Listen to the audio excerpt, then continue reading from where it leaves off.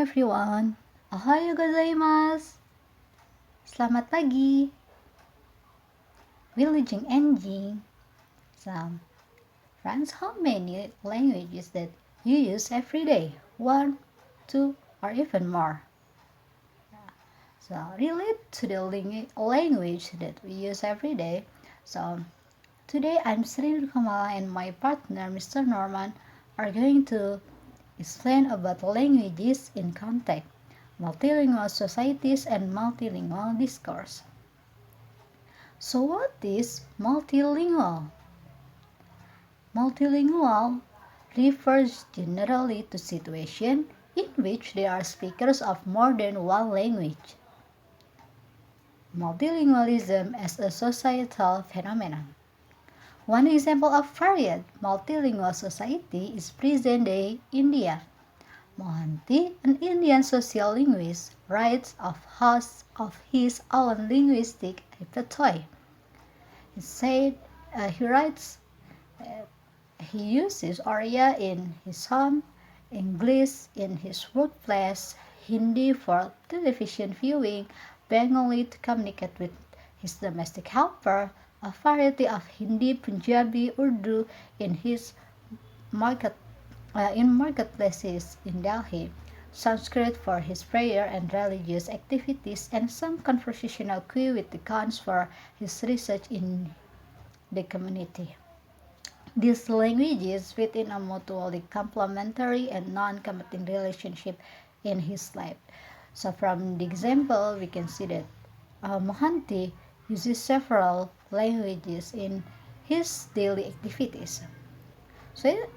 So in many parts of the world, it is just normal that people speak several languages, perhaps one or more at home, another in the village, or another language for purposes of trade, and yet another for contact with the outside world of either social or political organization.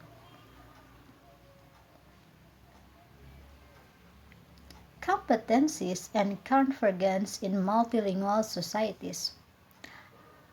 Sridhar states that the level of competence in a code is, of course, developed based on the need of the speakers to use a language in a particular domain or for a particular activity. In such situations, that is, when speakers master multiple languages and use the all in conversation, there may be linguistic consequences.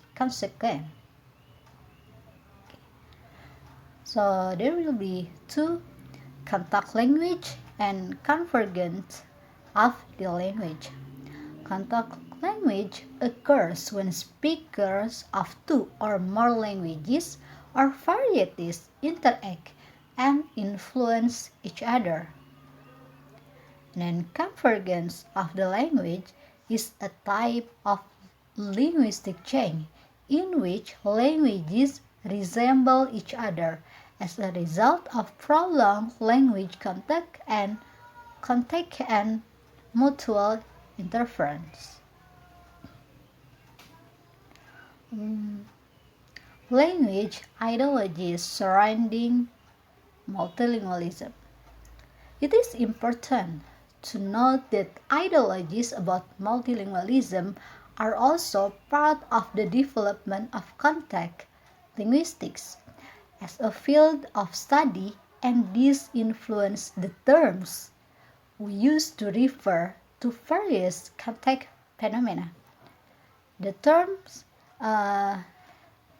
in this material is code switching, and multilingual discourse. So the third code is to avoid the language versus dialect issue.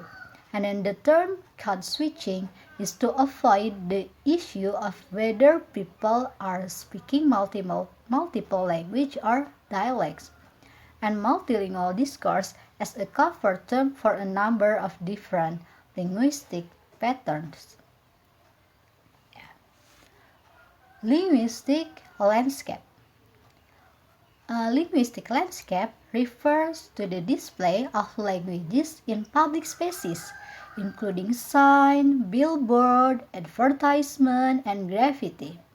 It is how languages appear in public space, provides evidence about underlying ideologies concerning particular cultures and their speakers. And this is the example of linguistics landscape in Berlin, Germany. And the name of the cafe is Cafe Happy Day. In Berlin, Germany, Old German is of course the dominant language seen in the linguistic landscape, but both English and Turkish are also present. As in the example, that the cafe uses English.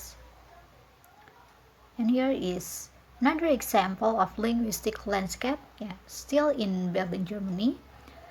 But the name of the store is Halal at Pazari, which is use Turkish. Language attitudes in multilingual settings. Before turning to models which address how speakers use multiple languages in discourse, we must address the issue of attitudes about particular codes. Match-Guy's test is a sociolinguistic experimental technique used to find the true feelings of an individual or community towards a specific language, dialect, or accent. This an investigator use the Match-Guy's technique and report the result, which clearly indicate that listeners are affected by code choice when they judge what speakers say to them. Not only are particular languages stereotyped, but a mixture of two or more languages is often, even usually, stigmatized. Many people have a monoglossic ideology. They believe that languages should be kept strictly separate. They may even use insulting terms to describe what they hear. And the last is pluralist ideology. Is a way of thinking in which all linguistics varieties, ways of speaking, and ways of being valued. Diglossia. So what is it? What is diglossia? Diglossia is the term used to describe a situation in which there are two distinct codes with clear functional separation. That is, one code is used in one set situation and the other in a totally different set. And the term diglossia is usually applied to languages with distinct high and low varieties. High variety labels H and low variety label L. And for example, in English, high variety is formal and low variety is informal or slang language. And for bahasa, it's the same. H variety is formal and low variety is non-formal. And if there are two languages, as far in my surrounding, the people who speak bahasa they feel like bahasa is high variety, and local language like such as Sundanese is low variety. Domains. A key defining characteristics of diglossia is that the two varieties are kept quite separate in their function. One is used in one set of circumstance, and the other in an entirely different set, are called domains. The example: for each variety, for delivering sermon and formal lectures, especially in parliament or legislative body, for giving political speeches, writing poetry, fine literature, and editorials in newspaper. And for L variety is for giving instruction to workers in law practice occupation or to household servant, or in conversation with familiars, like with family. And then in soap operas and popular programs on the radio or television. Language attitudes and ideologies. So each variety is prestigious and powerful. Meanwhile, all variety is lack prestige and lacks of power. Language learning. Another important difference between the H and L varieties is that all children learn the L variety. It is also generally the home language. So, for H variety, some may currently learn the H variety, but many do not learn the H variety at all.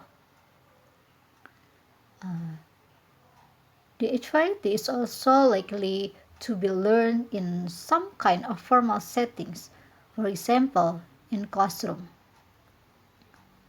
That's why the H variety is taught. Because in teaching requires the availability of grammars, dictionaries, standardized text.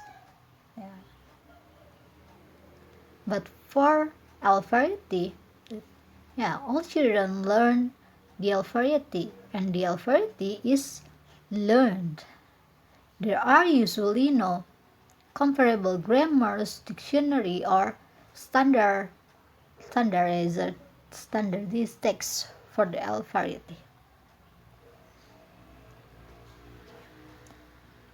The diglossic situation has, by definition, prescribed status for the H and L varieties. So the diglossic situation is determined by H and L varieties. A diglossic pattern of language use can contribute to societal problems if there is a growth of literacy or when there is a desire to decrease regional and or social barriers, or when a need is seen for a unified national language. And then diglossic reinforces social distinction. It is used to emphasize social position and to keep people in their place, particularly those at the lower end of the social hierarchy.